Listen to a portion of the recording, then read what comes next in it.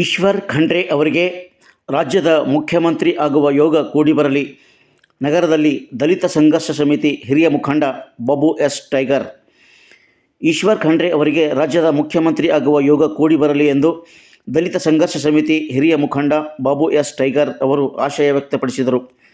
ಬಸವ ಕಲ್ಯಾಣ ತೆರಳುವ ಮಾರ್ಗ ಮಧ್ಯೆ ಹುಮನಾಬಾದ್ ಹಳೆ RTO ಚೆಕ್ಪೋಸ್ಟ್ ಬಳಿ ಭಾನುವಾರ ಮಧ್ಯಾಹ್ನ 2:45ಕ್ಕೆ ತೆರಳುತ್ತಿದ್ದ ವೇಳೆ ಅಖಿಲ ಭಾರತ ವೀರಶೈವ ಮಹಾಸಭಾ ರಾಷ್ಟ್ರೀಯ ಅಧ್ಯಕ್ಷರಾಗಿ ಆಯ್ಕೆಗೊಂಡ ಈಶ್ವರ್ ಖಂಡ್ರೆ ಅವರನ್ನು ಸನ್ಮಾನಿಸಿದ ಬಳಿಕ ಅವರು ಸುದ್ದಿಗಾರರಿಗೆ ಮಾಹಿತಿಯನ್ನು ನೀಡಿದರು.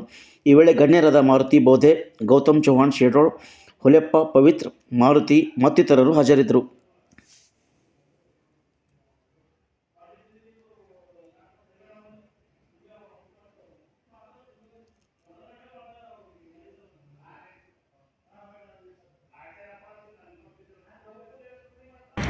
ಹುಮನಾಬಾದಿನ ಚೆಕ್ಪೋಸ್ಟ್ ಹತ್ತಿರ ಕಾಂಗ್ರೆಸ್ ಪಕ್ಷದ ಮುಖಂಡರುಗಳು, ವಿವಿಧ ದಲಿತ ಸಂಘಟನೆಯ ಪದಾಧಿಕಾರಿಗಳು, ದಲಿತ ಸಂಘರ್ಷ ಸಮಿತಿಯ ರಾಜ್ಯ ಸಂಘಟನಾ ಸಂಚಾಲಕರು ಹಾಗೂ ಅನೇಕ ಕಾರ್ಯಕರ್ತರು ಸನ್ಮಾನ್ಯ ಶ್ರೀ ಈಶ್ವರ್ ಖಂಡ್ರೆ ಅವರು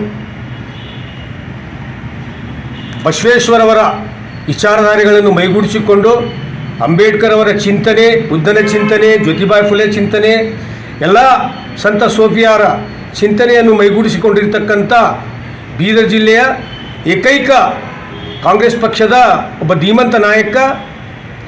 ಇವತ್ತ ಬಸವಾದಿ ಶರಣರ ವಿಚಾರಗಳನ್ನು ಇಡೀ ಕರ್ನಾಟಕಕ್ಕೆ ಪ್ರಸರಿಸ್ತಕ್ಕಂಥ ಒಂದು ಸಾಮಾಜಿಕ ಚಟುವಟಿಕೆಯ ಒಂದು ಸಂಘಟನೆ ಆಗಿರ್ತಕ್ಕಂಥ ವೀರಶೈವ ಮಹಾಸಭಾದ ರಾಷ್ಟ್ರೀಯ ಅಧ್ಯಕ್ಷರಾಗಿ ಆಯ್ಕೆಯಾಗಿ ಪ್ರಪ್ರಥಮ ಬಾರಿಗೆ ನಮ್ಮ ಹುಮನಾಬಾದ್ ಮಾರ್ಗವಾಗಿ ತೆರಳತಕ್ಕಂಥ ಸಂದರ್ಭದಲ್ಲಿ ಹುಮನಾಬಾದ್ ಚೆಕ್ಪೋಸ್ಟ್ ಹತ್ತಿರ ಅವರನ್ನು ಪೂರಕವಾಗಿ ಸನ್ಮಾನಿಸಿ ಅಭಿನಂದನೆ ಸಲ್ಲಿಸಿ ಅವರನ್ನು ಎಲ್ಲರೂ ಸೇರಿ ಶುಭವನ್ನು ಕೋರಿದ್ದೇವೆ.